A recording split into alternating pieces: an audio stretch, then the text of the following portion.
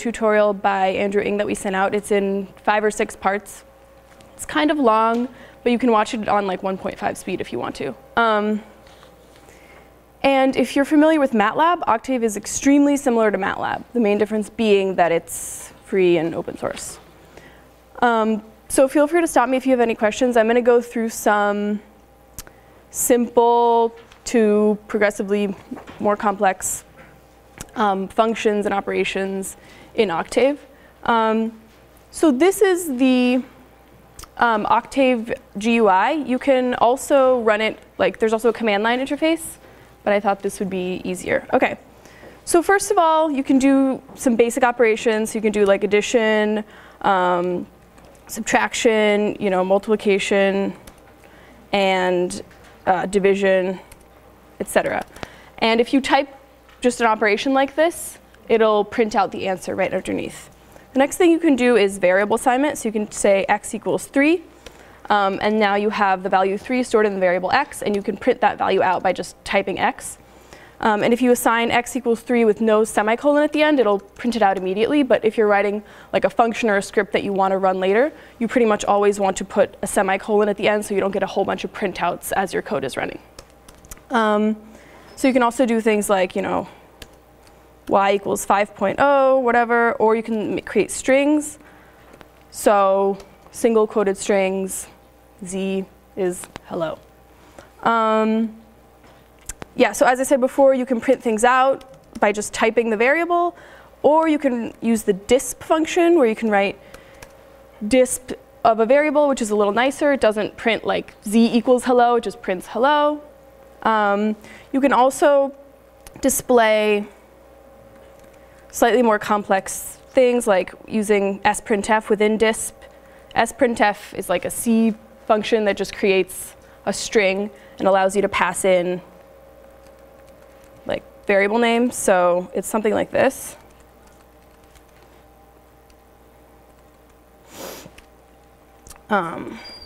So basically, if you're not familiar with sprintf, you can look it up, but you can use things like %d to specify integers, %f to specify doubles, and %s to specify strings. And then, so the first argument to sprintf is a string, and then the next arguments are like the variables that you specified with those placeholders with the percentage signs in front of them. So if you type that, it'll display kind of a nice string that says, that fills in the variable values in the %d spots, etc. So this type of thing is useful if you're trying to debug your code or something and you want to have it print something out. OK, so now let's talk about creating matrices and vectors. So let's suppose I want to create a matrix A. I can manually fill in certain values like this. So let's say 1, 2, 3, 4, 5, 6.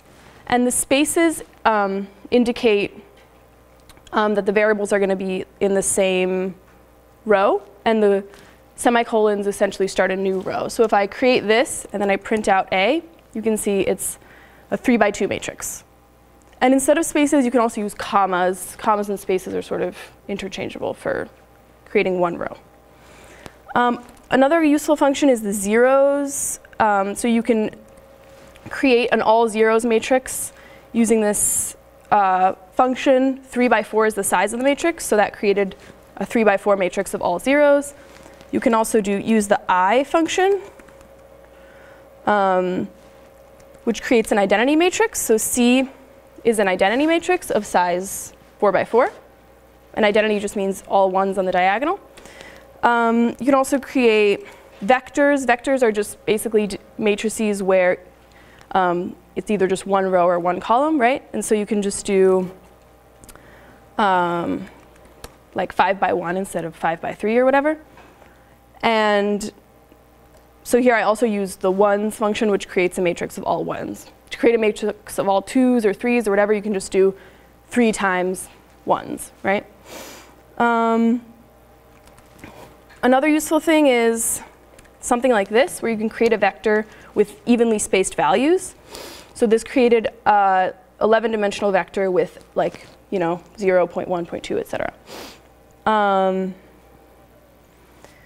And finally, you can do something like concatenate matrices. So if you do row-wise, you can do row-wise concatenation using a comma. Equivalently, so then D looks like this, right? We concatenated A and B side by side. And you can do column-wise concatenation using a semicolon. So if you do B semicolon C, you concatenate B and C. So B was this, the all zeros, and C was that identity matrix we created before, so you concatenate them one on top of the other, right? OK, so that's pretty simple. Another useful set of useful functions are the rand class of functions, where you can create random numbers.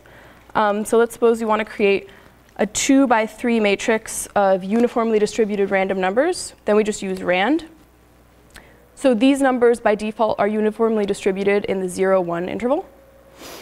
But you can change that. Let's suppose you wanted something uniformly distributed in the 1 to 2 interval, right? You can just do like 1 plus rand 2, 3. And now you've sort of changed the range of your uniform distribution. Another useful function is rand_n, which creates Gaussian random variables. So let's suppose I want to create a Gaussian vector. So each element in this 5 by 1 vector is distributed according to a standard Gaussian, so normal 0, 1. And again, we can change the parameters of the Gaussian by doing something like 5 plus 2 times rand_n. And now each element of this vector is distributed according to a Gaussian with mean 5 and standard deviation 2. OK? So those are very useful for generating random numbers. Another useful set of commands are the size functions. So you can get, like, so A was a 2 by 3 matrix. And if you do size of A, it prints out 2 numbers, the number of rows first, and then the number of columns. If you just want one of those, you can do size A1, which will print the number of rows, and size A2, which will print the number of columns. And then finally, you can also use length, which is useful mostly for a vector, prints the number of elements in the vector. If you run length on a matrix, it'll print the larger of the 2 sizes, which is not that useful. But OK, so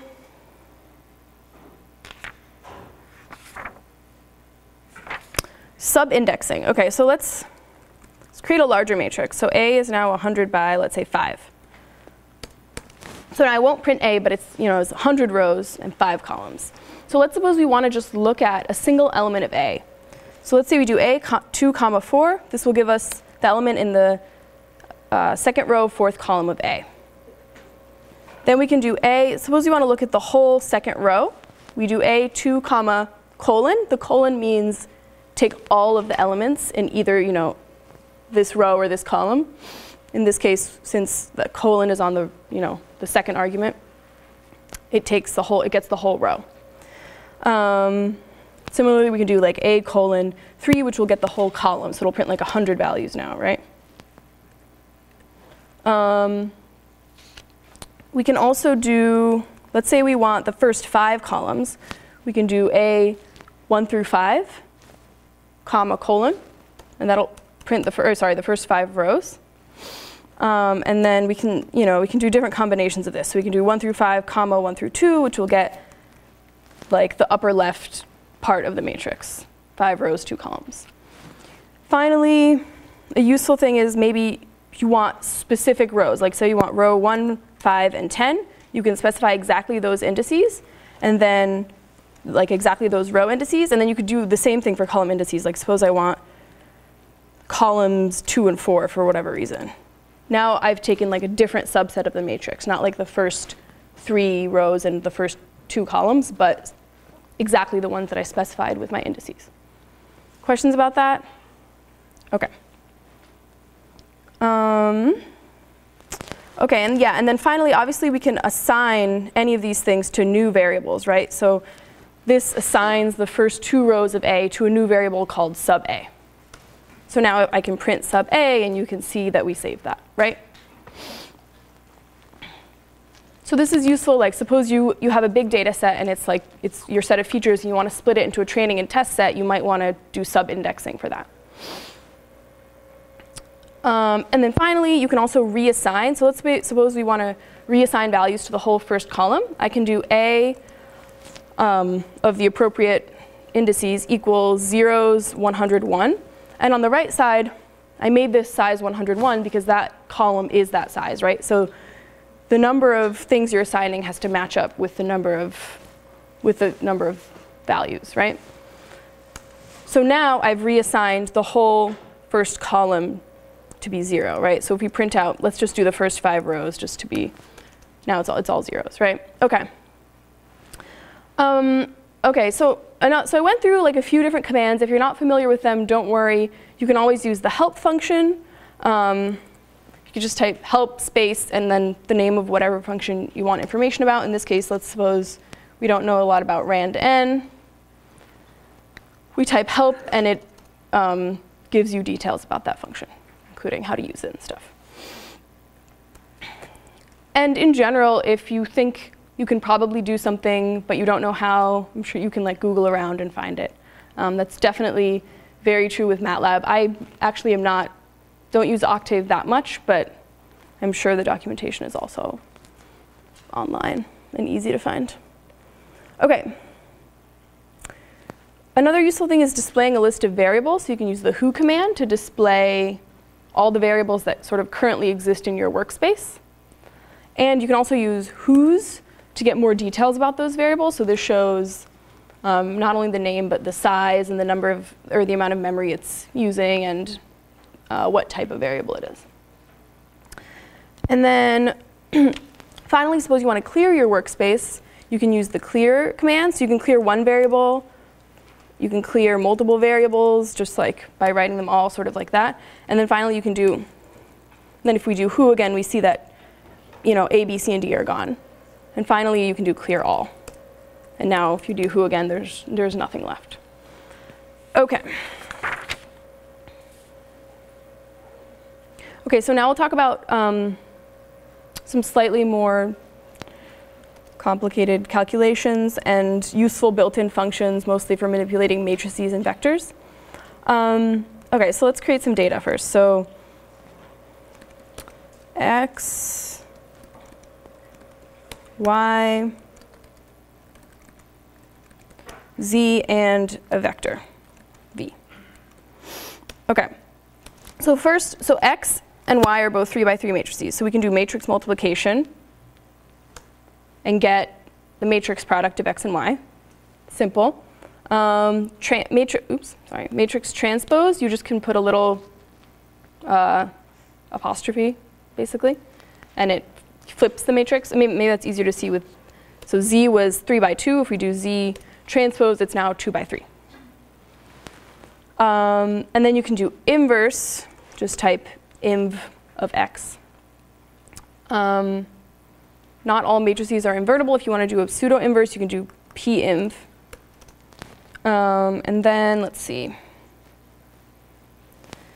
If you want to do element-wise operations. So if you're doing x times y, it's going to do a matrix multiplication. But let's suppose you want to do an element-wise multiplication. You can do x dot star y. And it'll multiply the corresponding elements with one another. Obviously, this only works if the matrices are the same size. Other things like log operates on each element. Absolute value operates on each element. If we do max x comma y, it'll get the element-wise maximum of x and y. Like if you look at the first element of x and the first element of y, the larger one is 0.61, and that was what came out in the first upper left element of the max. And then you can do things like square each element. X dot caret 2 squares each element of the matrix. OK. Then there are some operations that operate column or row-wise. So let's suppose you want to add up the elements of the matrix. If you just do sum x, it's going to add up each column. OK? Similarly, if you do sum x comma 1, it still adds up each column, because that's sort of the default behavior. If you want to add up each row, you do sum x comma 2. Similarly, you can do mean. It works in the exact same way. Mean x2 versus mean x, comma 1. Takes the mean. If you want to take the max of each column, you can use this sort of notation. And it takes the element-wise max of each column. So for the columns, that's also the default behavior. So if you just do max x, it does the exact same thing.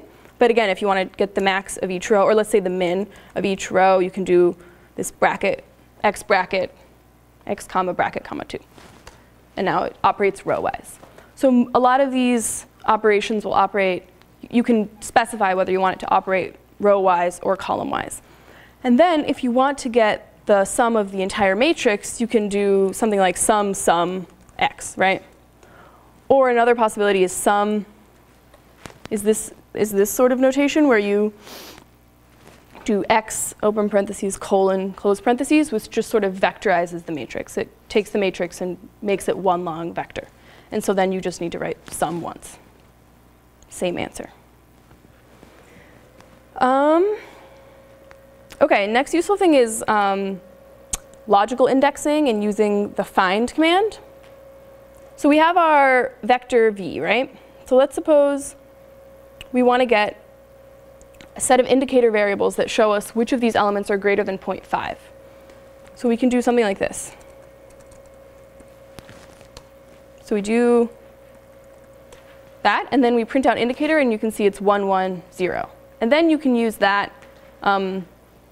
as a vector that indexes into some other variable. So now let's say you do v of indicator, it's going to print out only the elements for which the values in the indicator are 1.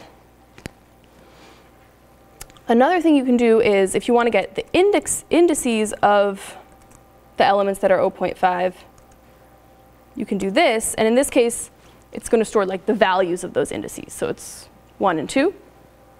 And you can use it in the same way.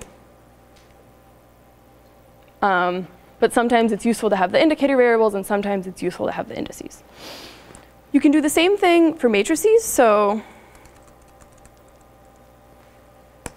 in this case, the indicator will just be a matrix of the same size as z. So z is 3 by 2. Our indicator variables are a 3 by 2 matrix. And if you want to get indices, you can get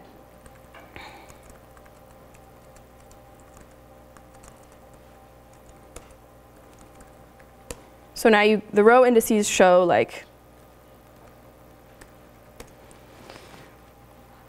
so there's only 2 elements greater than 0.5, right? It's the last 2. They're both in row 3, and the columns are 1 and 2, right? So you can use these to index into your matrix.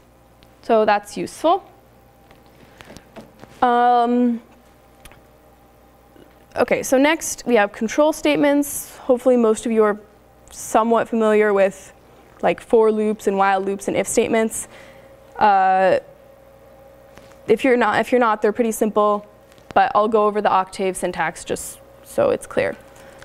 So for a for loop, you do something like this. So for I equals 1 colon 10, iterates through each value in 1 through 10.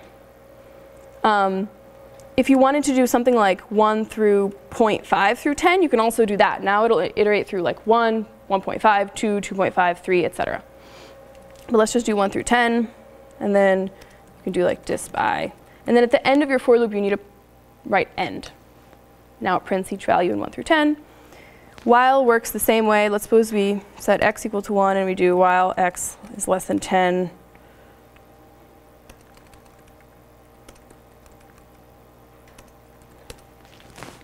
So now it displays, the values of x that are assigned during that while loop before it breaks. And then an if statement. OK, so let's suppose we have, let's set x to 5.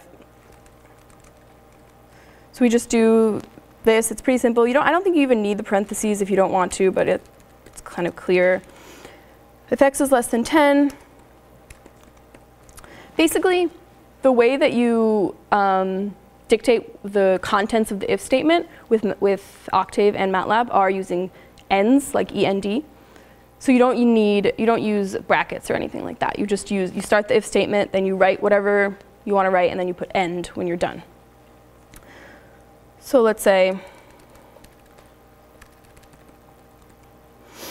now let's say we want to have an else if.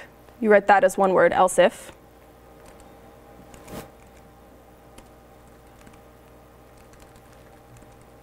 And then we can have another else.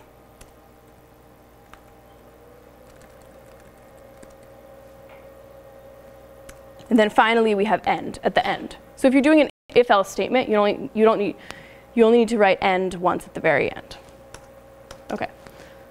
And obviously you can have as many else ifs as you want within this whole statement. Questions about that or anything else? Okay. So the last thing we're going to talk about, I guess the other useful thing that I'm not going to talk about today is loading and saving data. You can use the load command and then, so load, so you can do help load to figure out how to use that. Or you can watch the relevant sections of the tutorial that we posted. And then for saving, you can use save, but I also like DLM write. So DLM for delimiter, because you can specify like if you want it tab delimited or comma delimited or whatever. So not too hard, you can look that up. Right, so then the last thing I did want to go over is writing some functions. So I think this will be pretty useful. So let's suppose you want to, let's see.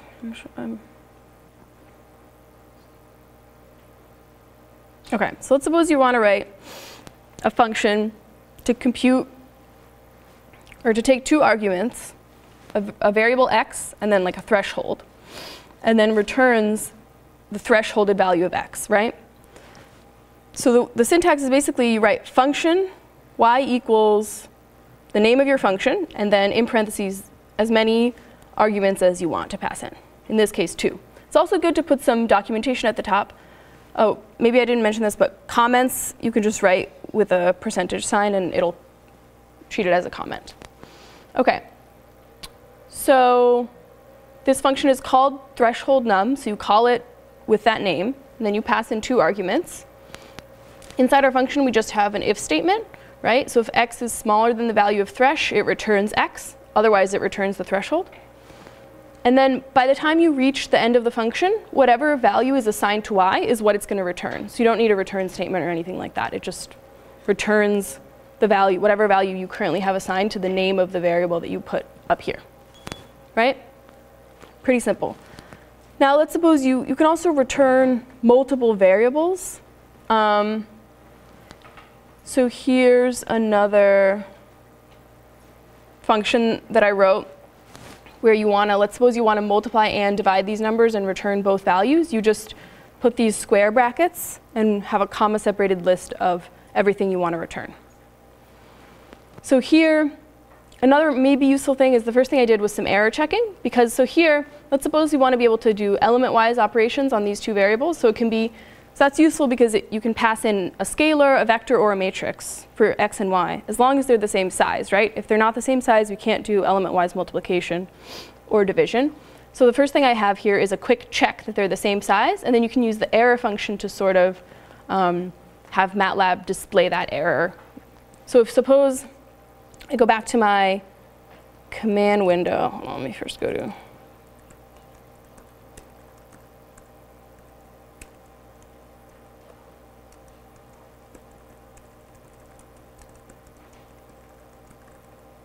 yeah, so I guess the other thing is, so the reason I'm going to this directory is I save these functions in a particular directory called my Octave directory in this particular location on my computer, right? And if the functions are not in, if Octave can't see those functions, then it won't know what you're saying when you type the name of the function. So you should either be in the same directory, or there are ways to add directories to your path. You can look that up if you'd rather do that. But the easiest thing is to just go to the directories where you have your functions saved. So now, let's suppose I type, what was it called? Multiply and divide, I think.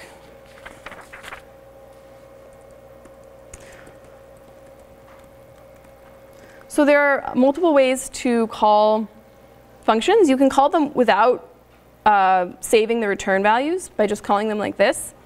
So let's suppose I call it with rand32 and then something of the wrong size, rand33.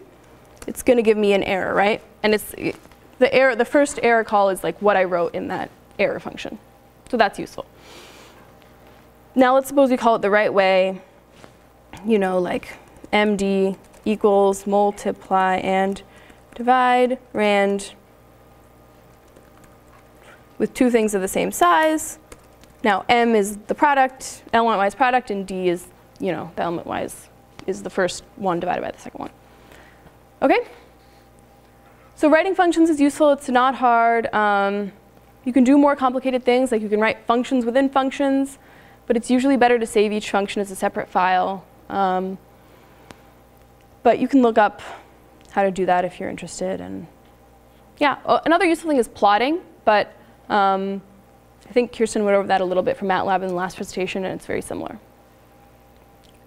So that's the end of what I'm going to talk about for Octave. Does anybody have questions or anything else you want me to go over? Is there a specific package needed by Octave to plot? To plot what? Oh, just in general? No, it's I think all of the plotting functions that you'll need are built in. Yeah. Other questions? Okay. Okay, so now I'm going to go over some stuff about maximum likelihood estimation and map estimation, which we talked about in class.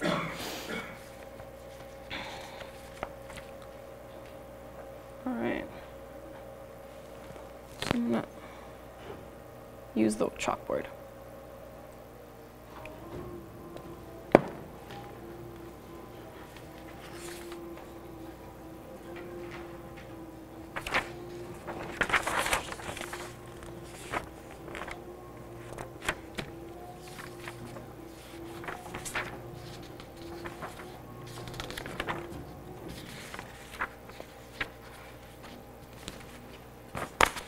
Okay, so in class we learned about the maximum likelihood estimate and the maximum a posteriori or map estimate. So I'm gonna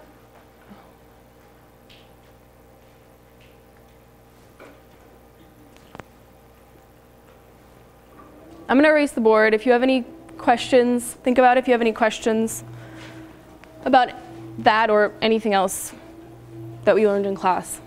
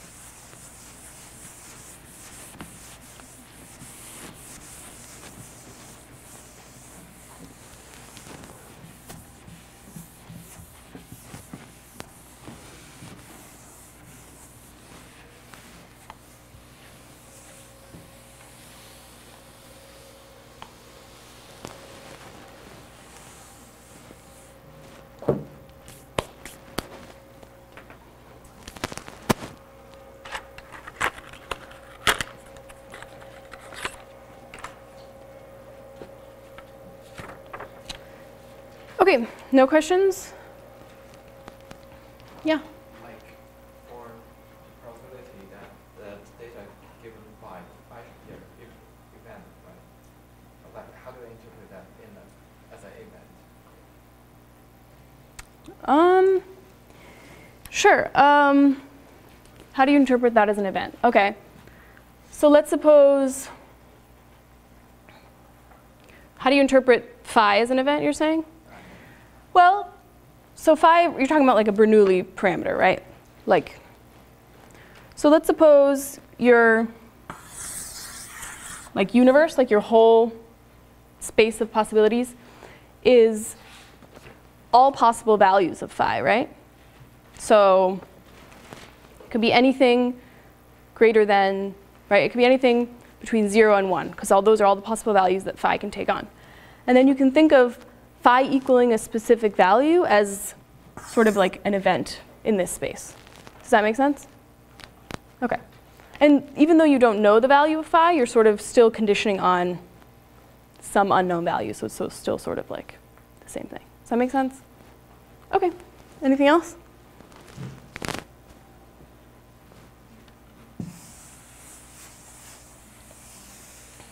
OK. So in class, we went over an example of estimating the parameter for a Bernoulli distribution, where Bernoulli is like, you can think of it as flipping a coin and it coming up 0 or 1 or something like that.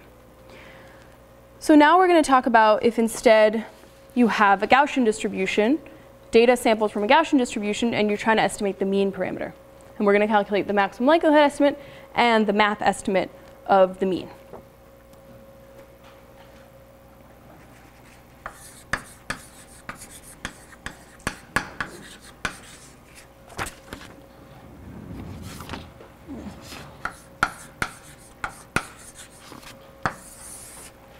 So first, let's assume we have a sample consisting of n data points, x1 through xn. And each of them are sampled from a Gaussian distribution, or a normal distribution, with mean mu and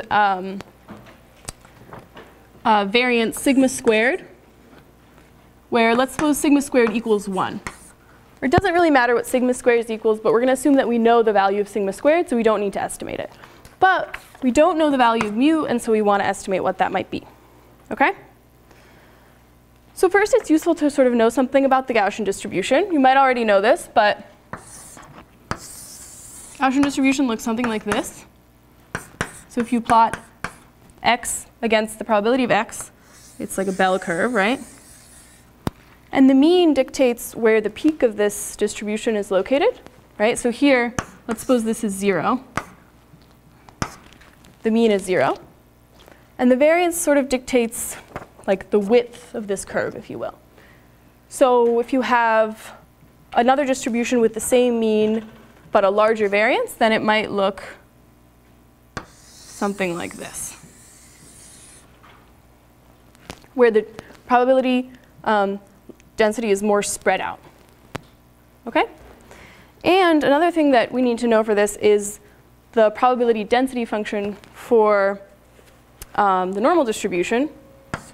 So probability of x, parameterized by mu and sigma squared, is given by this formula.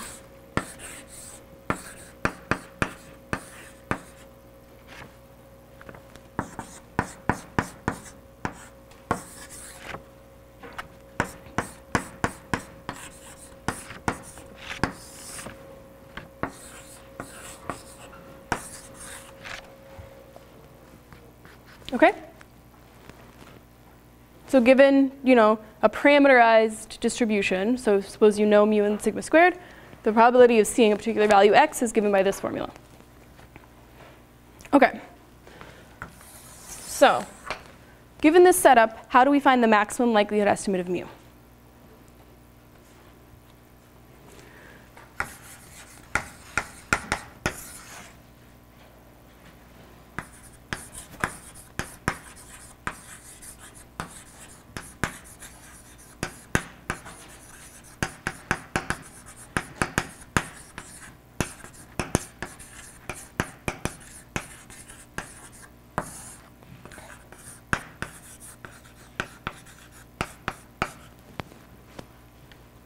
So the MLE is the value of mu that maximizes the likelihood of our data x, where that notation just means like the whole data set. We can treat it as a vector, right?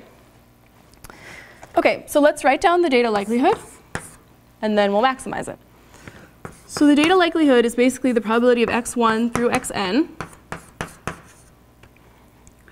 where we sort of know that this probability depends on two parameters, mu and sigma squared, right? OK. Oh, and I forgot to sort of write this, but this data sample is IID, which means independent and identically distributed from this distribution. OK. So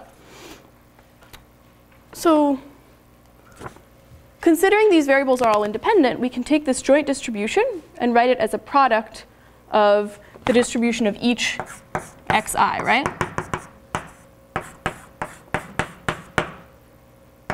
Where this is still parameterized by the same parameters, right?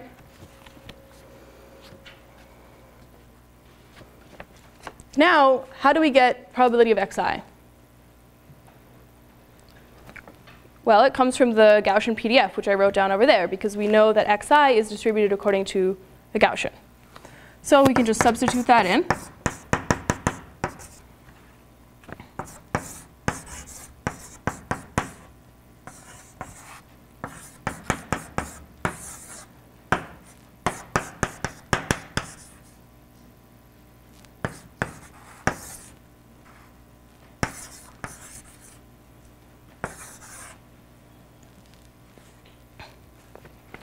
So this first step was by independence, right? And the second step was using the Gaussian PDF.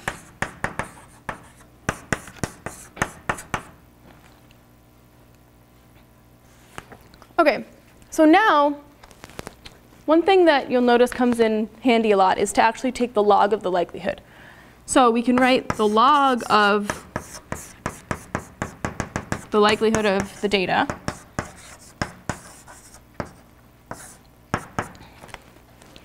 So if we put log in front of here, the first thing that, if you know about properties of log, the first thing you can do is push the log into the product, and the product becomes a summation, right? So now we can sum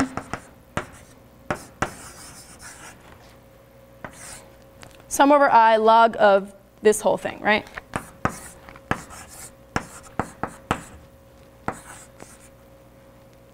Times x of whatever.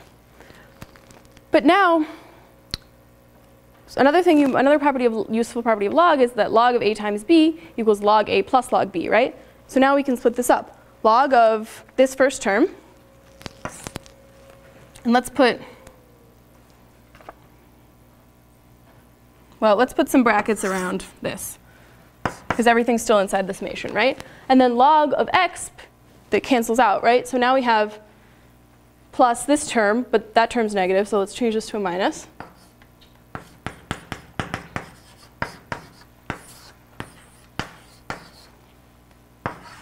OK?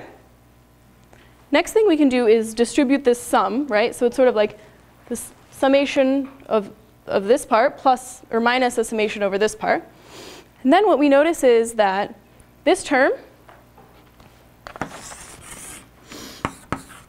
we can think of it as a constant because it doesn't depend on our parameter of interest, which is mu. So we can actually drop this term because ultimately we know that we're going to maximize this likelihood, right? And when you're maximizing, you can drop terms that don't depend on the variable you're trying to solve for.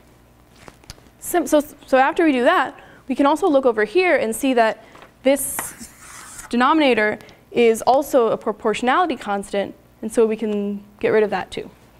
So ultimately, we have that this is proportional to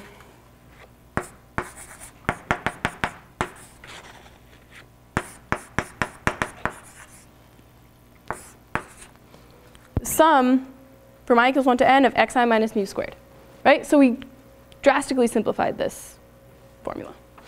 OK, so now this is what we're interested in. Erase this. And this is sort of proportional to the log likelihood of x, which is also parameterized by mu, right? OK, so now how do we maximize this and find the value of mu that maximizes this? Basically, you're going to just take the derivative of this function with respect to mu, set it equal to 0, and then solve for mu. Just calculus. Does anyone want to see me do that, or should we move on to the map? OK, raise your hand if you want to see me do this and solve for mu. OK, So I'm just going to assume everyone wants me to move on. Let me just tell you the answer, though. So mu hat MLE ultimately is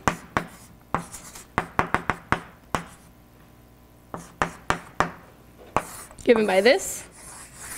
And this is just the sample mean of the data, right? So you take the mean of all the data points, and that's your maximum likelihood estimate of the mean, the parameter of the mean. So that kind of makes intuitive sense as well. OK. Now let's talk about the map estimate.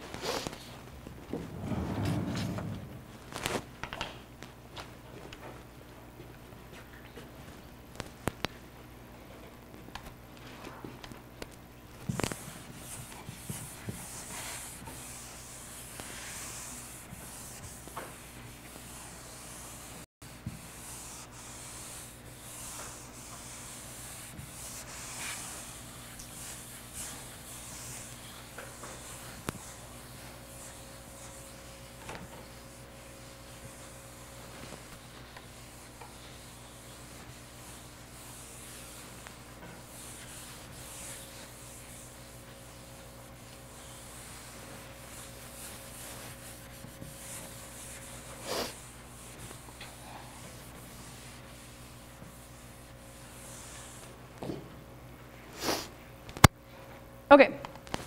Does anyone have questions about the maximum likelihood? Yeah? Can you elaborate about the relationship between MLE and MAP? Sure, yeah. OK, well, let me briefly introduce the MAP, and then we'll talk about that. So over there, I said that the MLE is the value of mu that maximizes the likelihood of the data, right? So the likelihood, so basically you write down the data likelihood where you know how each point is distributed because we made that assumption over on the left-hand side of the board. So the map estimate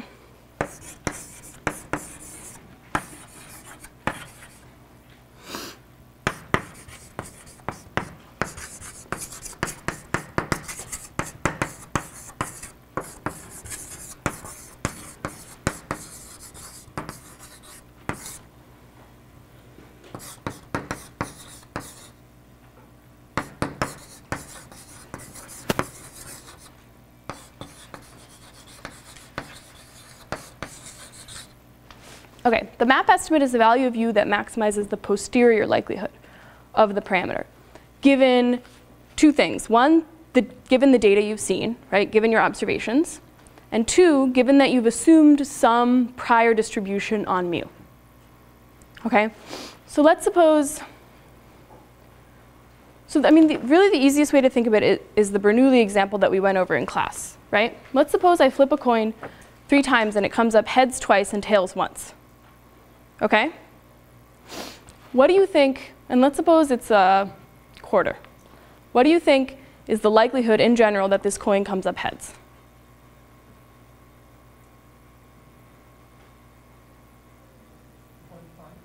0.5? OK. Why do you think that?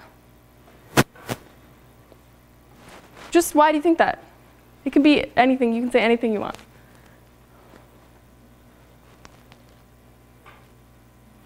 No? No reason? Anyone else? OK.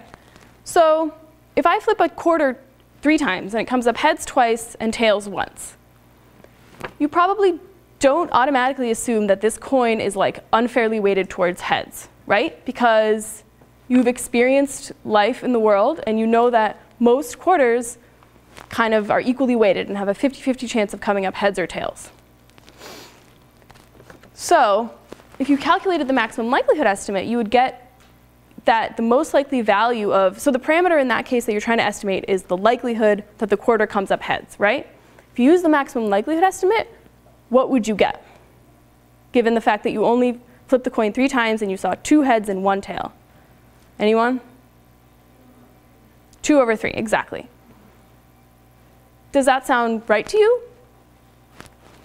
maybe, but maybe not, because if it's a quarter, maybe you think we only flipped it 3 times. That's not really fair. That third, if we flipped it another time, maybe it would probably be 2 heads and 2 tails, whatever, right? If we flipped it 100 times, it would probably be much closer to 50-50. So when you think about this, basically you're using a prior over the likelihood that it comes up heads or tails. And prior is, you have sort of prior knowledge that it's going to be 50% chance of coming up heads, 50% chance of coming up tails. And the map is basically a mathematically formal way of incorporating that prior information into your estimate, right? And what's interesting is, in the map estimate, the more data you see, the less weight you place on your prior, and the more weight you place on the data you've observed. But if you only see a very small amount of data, you'll place more weight proportionally on your prior and less weight on your data. Does that make sense? Did that answer your question? OK. The last statement? Oh, about the amount of data you see? Yeah, so I just said that suppose you flip a coin 3 times, right? Then you probably, intuitively, that's not that much evidence for the fact that the coin is 2/3 more likely, 2/3 chance of coming up heads. But suppose I told you I flipped the coin 10,000 times, right? And then, 6,666 times it came up heads, and then the rest of the time it came up tails. Do you feel more convinced that this is a biased coin? You do, right? Because there's a lot more evidence to support that. So that's all I was saying, is that mathematically the map estimates take that into account. The more data you see, the less weight is placed on your prior of 50-50. The more data to sort of contradict that, or just the more data in general. Even if your data supports that, it still places more weight on your data, but it doesn't matter because they agree, right? So the more data you see, the less weight is placed on your prior. But if you only have seen 3 coin flips, it places a lot more weight on the prior. That's all, which makes sense, right? Anyone else have questions? OK. So, OK, hold on.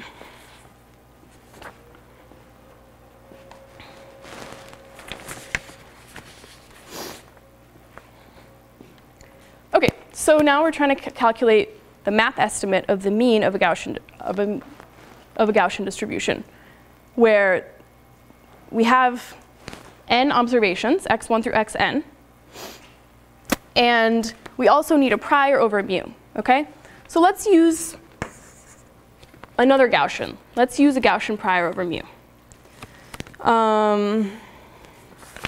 So let's suppose that mu is distributed according to a normal distribution with mean gamma and variance beta squared. So I won't go too much into like why we're choosing this prior, but you can think about it, sort of makes sense. Like maybe you have some knowledge about where this data comes from, and you think that the mean is like approximately 10 or approximately 0 or something like that. OK.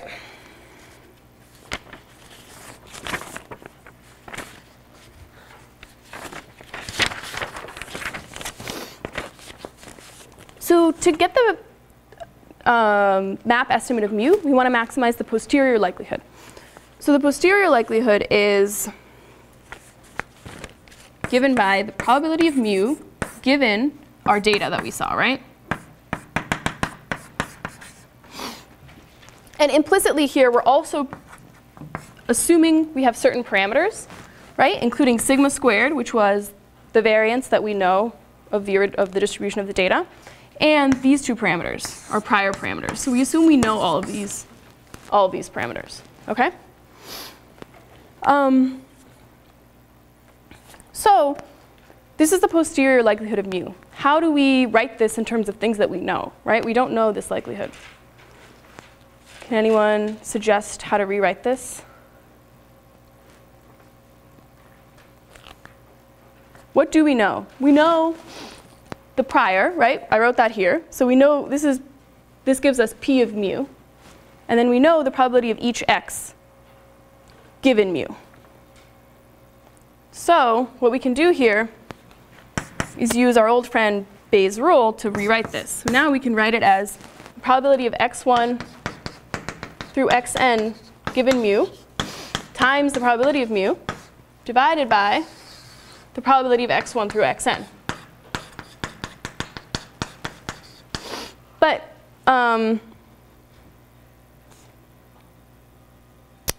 so conveniently, we can sort of, this is sort of a normalization constant. So conveniently, since we're maximizing, since we don't care about having like an exact probability here, we can sort of drop that term because we know that the posterior is proportional to this term, which is the data likelihood. So it's proportional to the data likelihood times the prior. So this is the prior, and this is the likelihood. Does that make sense? OK. Wait, sorry, can you say that one more time? Yeah, sure. So over here, we have the posterior distribution of mu given like all the data we've seen. And that's what we want to estimate. Because ultimately, to find the map estimate of mu, we want to maximize this likelihood. That's just the definition of the map estimate. But we don't really know this distribution. We don't know, right now we don't even know the form of this distribution. But we can use Bayes' rule, which is just a probability rule that's defined. Let's see, I'll just define it up here. So probability of A given B can be rewritten as probability of B given A times the probability of A divided by the probability of B. That's just the definition of Bayes' rule. You can derive it from other, like from the axioms of probability. But it's useful just to sort of know it. You can quickly look it up if you forget it. But we apply that right here, right? So A is mu and B is x1 through xn. So now we can just write probability of x1 through xn given mu times probability of mu divided by probability of x1 through xn. We know that these two things are equal from Bayes' rule.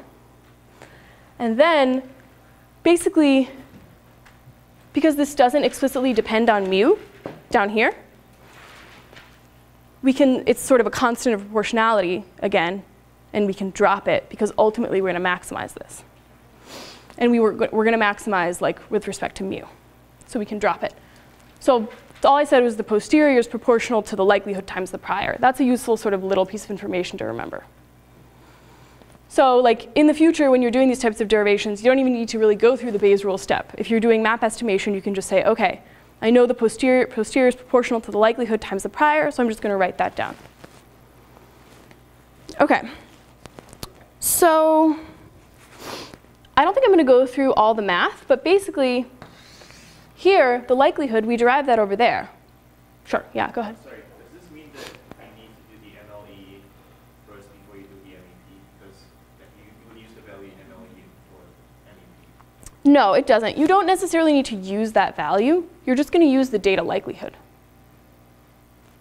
Like here, I didn't go through that step explicitly, but here we would have, after writing down the likelihood, we would have kept going and solved for the MLE.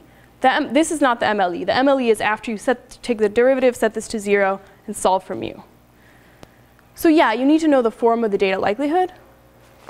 But that doesn't mean you have to go and completely calculate the MLE. And the likelihood is easy to remember. It's since almost always the data will be IID, or you'll assume the data is IID. So it's just the product of the distribution of each data point. OK, so the data likelihood, we know the form. The prior, so this is basically going to be the product from I equals 1 to n of the probability of xi given mu. And then this, probability of mu, we know the form of that because we assumed it's a Gaussian, so we can just write the Gaussian PDF plugging in those parameters, gamma and beta, right? So here we have another Gaussian PDF.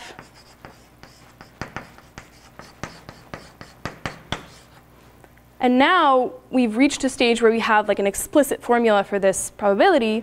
And we can do the same thing that I said we do over there, which is take the derivative, set it to 0, solve for mu.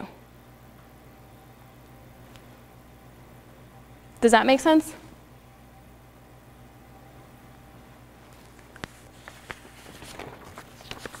So since we're out of time, I'm not going to go through that, but yeah, I mean,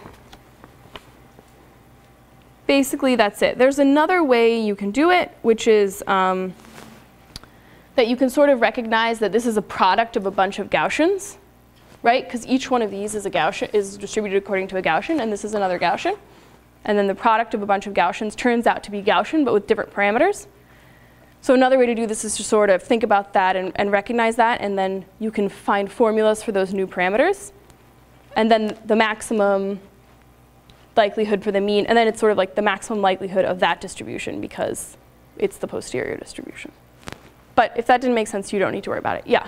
What will be the prior equal to the prior?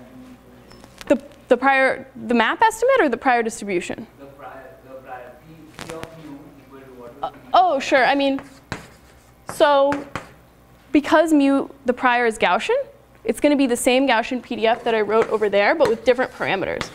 So it's 2 pi beta squared times exp of negative mu minus gamma squared over 2 beta squared.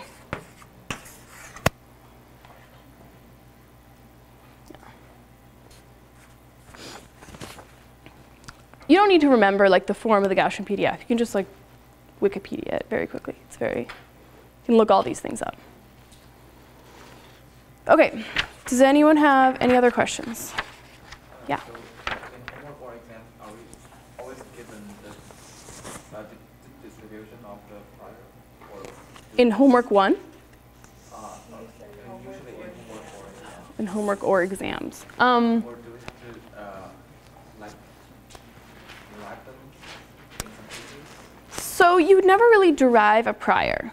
In some case, I don't know the answer because we haven't written all the homeworks and exams yet, but it's possible that we might say, okay, suggest a good prior, and then, or suggest some prior, a reasonable prior, and then given that prior, derive the posterior. But it's usually like for a Gaussian distribution, a Gaussian is a good prior. For the Bernoulli distribution, a beta distribution is a good prior, which we talked about in class. I don't think we would give you anything like too difficult where we hadn't gone over an example of it or something like that. But if you're trying to solve your own problems, no one's going to give you a prior, right? You're going to have to figure out what you want to use. So, but I don't know about it for sure in homework or exams.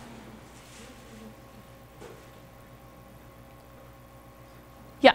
So the prior has to be predefined by the distribution, right? Like, it depends on the distribution that we use. Yeah, the prior doesn't depend on the data or anything. So yeah, it's defined ahead of time in most problems. Of course, if, like I said, just said if you're solving your own problem, you need to be the one to define it ahead of time. But yeah, it's based on like your prior beliefs or prior knowledge. So it could come from, like, suppose you're solving an application-specific problem. It could come from an expert in that area, right, who knows, like, the average wind velocity in Pittsburgh tends to be this. You know what I mean? Yeah, so it could come from, or it could come from you because, or sometimes you can have what's called an uninformative prior, where you really have no idea, but you still want to do some sort of Bayesian type analysis for whatever reason. And then you can define like a uniform prior or something like that. Yeah. Other questions?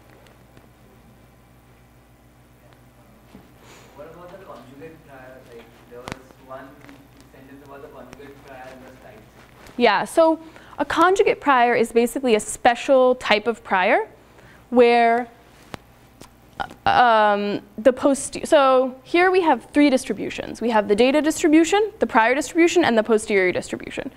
So sometimes it's really nice when the posterior distribution takes the same form as the data distribution. So like if your data is Bernoulli, maybe it's nice if your posterior is also Bernoulli. Or if your data is Gaussian, it's nice if your posterior is also Gaussian, but maybe with different parameters. So for each sort of distribution, there's often a prior that yields that property, and that's called the conjugate prior. So for Gaussian, the conjugate prior of the mean of a Gaussian is a Gaussian. The conjugate prior of the parameter for a Bernoulli distribution is a beta distribution. So it's just a nice, You can often use that as a guideline for choosing a prior, right? Yeah, I don't think it's too critical to understand. I'm not sure if, yeah, unless we go over it in detail in class, but I don't think we will. So you're saying that they're, so you said data, the three distributions are data, prior, and posterior. But then you're saying the conjugate prior just makes it rather, you can go from the data distribution to the posterior distribution? It's not so much that you can go readily, almost it does often help the math, but it's a prior such that when you multiply this times this, you end up with a distribution that has the same like form, right? Like it's all Gaussian. Like by form I mean like if it's Bernoulli and Bernoulli are the same form, but with different parameters. Or so here we have the same form for all three. The prior was a Gaussian, the data distribution was Gaussian, and the posterior was Gaussian. But sometimes even if the data distribution and the prior distribution are different, it can yield a posterior with the same distribution as your original data. And so that's called a conjugate. Like for Bernoulli, right? In class, we talked about if each data point is a coin flip, then it's like each xi is Bernoulli. With Bernoulli distribution has one parameter, p, which is the likelihood of this being like 1 or 0, or being 1, right? Now, if you specify a prior on p, and specifically if you use a beta distribution, it turns out your posterior, which is the likelihood of p given x1 through xn, will be Bernoulli again. So beta is the conjugate prior for Bernoulli.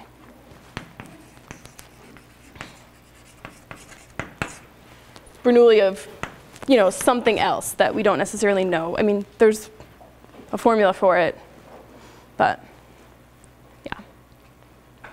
Yeah? Is the prior distribution related to independency when it comes to case of multivariate? Is the prior distribution related to independence of? When you have multiple variables?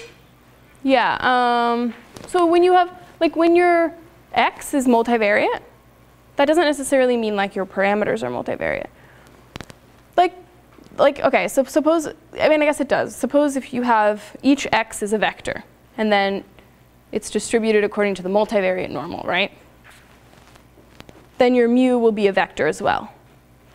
But then the prior for that mu will just be another multivariate normal, if you're trying to use a conjugate prior. So I'm not sure how it relates to independence. Like the different entries of mu don't have to be independent, if that's what you mean. So the distribution is not quite related to the dependency? I'm not exactly sure what you mean. Why don't you come talk to me about that if you still have questions. But I'm going to stop now so that we can stop recording. If you still have questions, feel free to come ask me.